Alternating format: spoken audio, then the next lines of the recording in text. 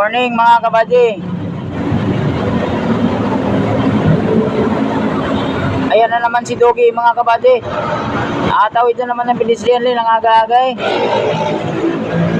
Alas 6:25 ng umaga. Ayan si Dogi. Hala, tatawid siya ng pedestrian lane na naman.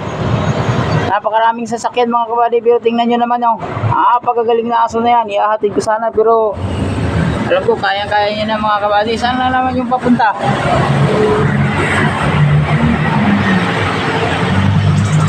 Ayun siya mga kabady oh. Sundan kaya natin. Wala na. Ang layo na ni Dogi. Napakabait na aso talaga. Napakatalino. Kita niyo yun mga kabady. Mga katuglaber no. Napakagaling ni Dogi. Marunong talaga tumawid ng pedestrian lane. Kahanga-hangang aso. Ingat ka palagi Dogi sa pagtawid mo dyan sa pedestrian lane. Maraming salamat sa mga nanonood. Huwag kalimutang mag-like and share mga idol, mga kapatid.